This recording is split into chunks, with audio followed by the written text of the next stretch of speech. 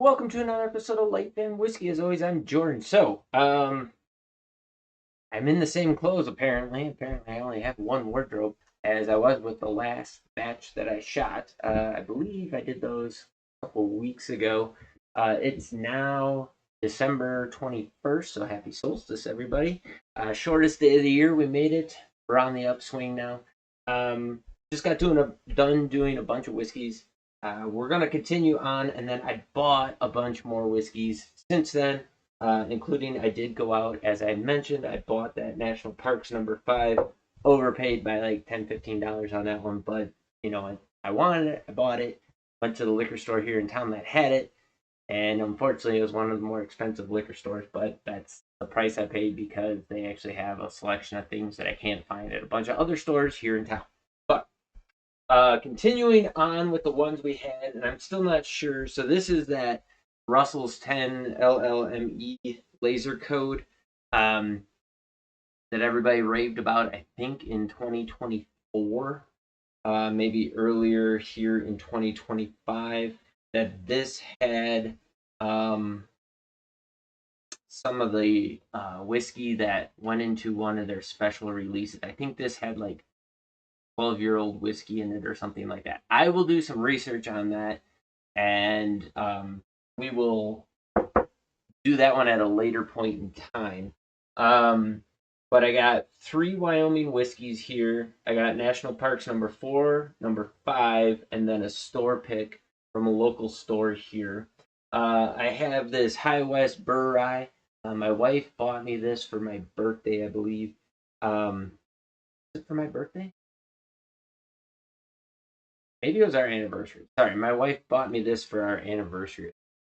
And as you can tell, I think this is only like one night of going after this because this was pretty fantastic. Only downside to this is it's expensive. And then on our actual anniversary trip that we took, we got a cast strength Bunnahabhain 12. Um, so we'll dive into that. We'll do these first, with the exception of the Russells.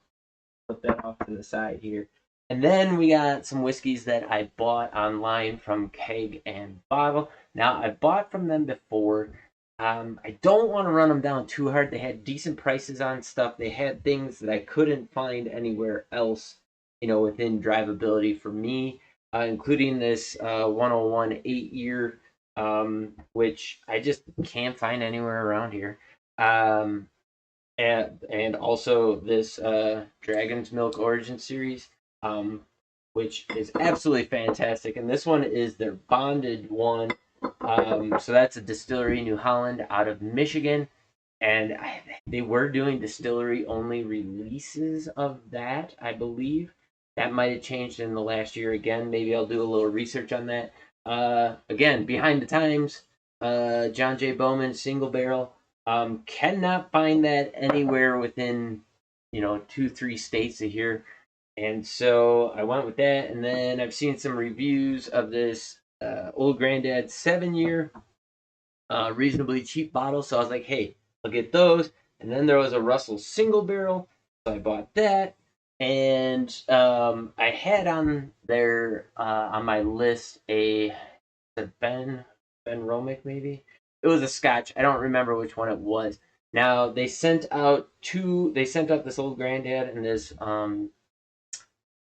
Dragon's Milk because they came out of their Chicago warehouse. So they have a Chicago warehouse and a California warehouse, and they sent that out right away.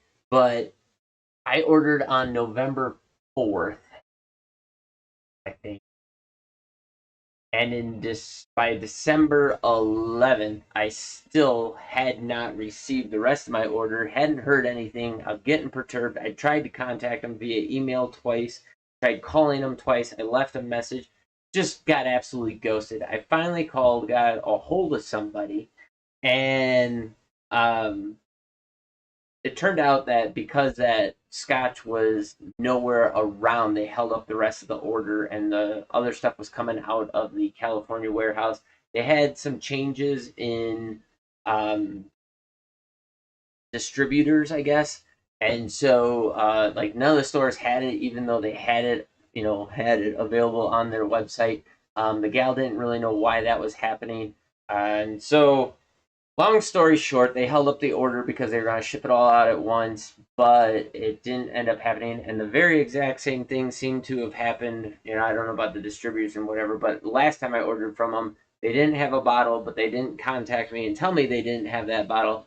Again, it was like a month-long process, but by the time I finally got a hold of somebody, they're like, hey, you can either replace the bottle with something of equal value, or we'll just refund you the money. And that's what I did. I got a refund on it and just canceled the order for that single bottle. They sent it out. It was here within a week. So, as long as you stay on top of your order and you're not ordering something that's out of stock somehow, great company to work with. They package stuff extremely well. They package their stuff in these plastic deal. They put that inside a box. They pack the box well, and then they pack all the bottles in that box so it doesn't move. All the bottles come saran wrap, so like they wrap top down and around. It is superb packaging for shipment. Free shipping over $300 here to Wyoming, so that was awesome. Yeah, so other than it taking a month, I got some bottles that I couldn't find anywhere else at pretty reasonable prices. So when we do the reviews of these, we'll go through the price list and you'll see, that things were right around MSRP. So pretty stoked about that. So as you know, I go through Blackwell's Wine and Spirits. They seem to have decent prices on some stuff. Both places, you have to know what things are worth. Otherwise, you're going to be overpaying for stuff. But they often have things that are priced pretty well, especially if you're getting free shipping. And they both have sales on stuff that oftentimes you can't even come close to competing with. So I like both of those. I've had good experiences. Blackwell's, I have not had any trouble with shipping orders or anything like that. Pagan Bottle's the only place that did that, but even then, it was good. Last time I did it, I chose to replace with a different bottle of equal value, and I got a store pick of Woodinville bourbon, which was absolutely phenomenal. So, it worked out really well for me. But yeah, with that, let's dive into where do we want to go first? Let's do. Here we go. Let's do. Boy, that's cast strength though. We're gonna start with this BouRye.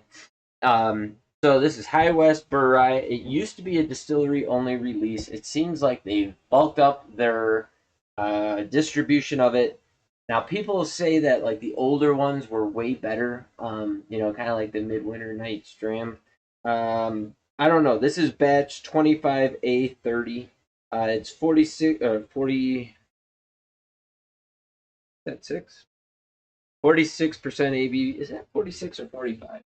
It's either 90 or 92 proof. I can't quite tell. My eyes aren't good enough in this light to read if that is a 5 or a 6. I think it says 46, so 92 proof. Man, my wife got me this, or got us this, I should say, and it's outstanding. So if it's this good, I can't really imagine how much better the other ones were, but the older ones. But man, it's awesome. I'm glad that they're distributing everywhere. But again, with more production, more distribution, you're gonna, in my opinion, see a drop in quality, and that's what quality, flavor profile, whatever you want to say. That's what some people have said from the older ones. I was happy to get this. My wife bought it locally. She paid. What did she pay? It was like $125, I think. Sorry, I'm just looking. I got all these old receipts. She paid $115 locally at the same store where I overpaid for this Wyoming Whiskey National Parks. Again, sometimes that's just what we have to do. It's not a gross overpayment. I think this used to be $100 at the distillery, and then I think they jacked it up to 125. So the fact that we got it for 115, okay. The nose on it is phenomenal. It is fruity. It is florally floral. It's a lot more bourbon than it is rye spice, but man, I get a little bit of rye. I get a little bit of mint. It's very sweet, sugary sweet in the nose, confectioner sugar. It's superbly nice, and I like that a lot. It has a phenomenal nose. Um, very dense as well. There's a little bit of light caramel syrup in there. I mean, it is awesome. I really do like that. So let's go in on the taste.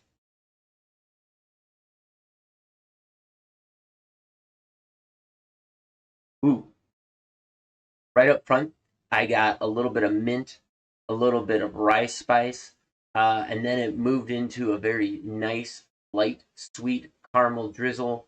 A little bit of a fruit in there, a little bit of an apple, and then it finished with some heat and some rye spice on the back end. So like some of those more herbal traditional rye notes were up front. I'd almost go with just a hint of black licorice, star anise,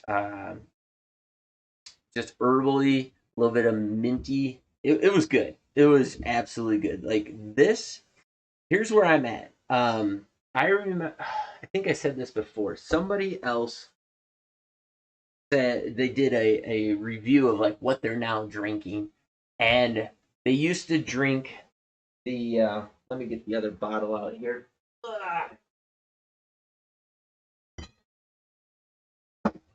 They used to drink the Redwood Empire Lost Monarch, which is another BouRye, and I'm still a huge fan of this. This is my replacement backup bottle, and this is 32, 35, something like that dollars. It's absolutely phenomenal. It's ringing in at 40, 45, so this is 90 proof. Um, but if I can get this for $35 and I can get this for 115, I'm getting 3 of these before I get one. Hands down. Now, is there a difference in flavor? Yes, but not, $70 worth of difference in flavor or $80. This is phenomenal. I absolutely love this BouRye. But like I was saying before, if I'm picking one, I'm getting more of these before I get that. Um, and yeah, but as a splurge, as an anniversary gift, as something different and new and awesome, it's something I haven't had before. Am I going to frown at my wife for buying me whiskey? No, I'm never going to do that. Especially because she tends to pick the higher dollar bottles every now and again and gets me something extremely nice, like that Dag 23C. Second taste, bam, still.